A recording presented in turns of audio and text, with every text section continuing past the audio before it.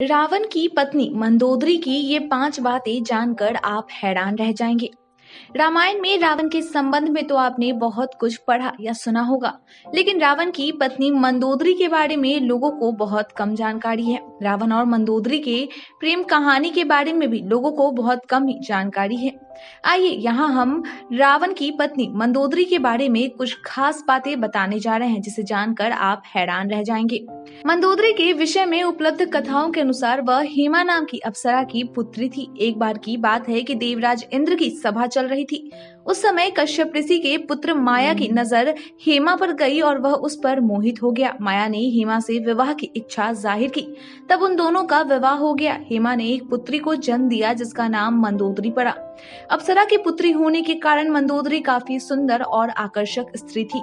मंदोदरी के बड़ी होने पर इनके पिता मायासुर ने उसके योग्य वर की खोज करने लगे, लेकिन मंदोदरी जैसी सुंदर कन्या के योग्य कोई वर उन्हें नहीं मिल रहा था। तब मंदोदरी के पिता मायासुर ने त्रिलोक विजेता रावण से अपनी पुत्री का विवाह करने की बात सोची और रावण से इस बारे में बात किया। मायासुर ने मंदोदरी को रावण के पास ले गया और उसे यह बताया गया कि मंदोदरी उनकी दिव्य कन्या है।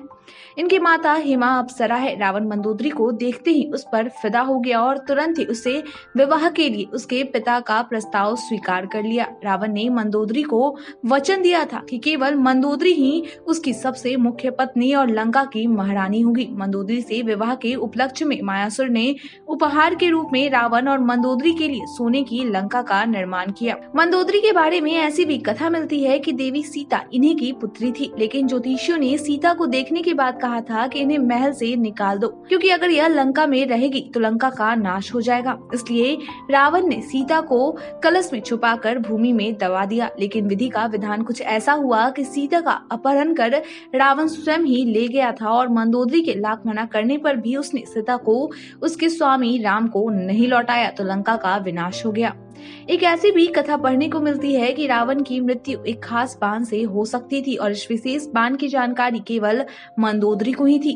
हनुमान जी ने मंदोदरी से संपर्क करके इस बाण का पता लगाकर बाण चुरा लिया, जिसके कारण रावण का वध करने में राम को मदद मिली। अद्भुत रामायण की कथा की माने तो रावण के वध के बाद जब विभीषण लंका के राजा बने, तब राम की सलाह से विभीषण का विवाह उसकी भाभी मंदोदरी से करा दिया गया था।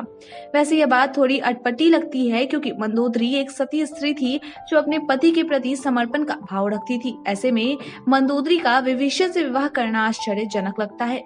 मंदोदरी की इन विशेष बातों को जानकर आप क्या कहेंगे, कमेंट करके जरूर बताएं। आज के लिए इतना ही, धन्यवाद।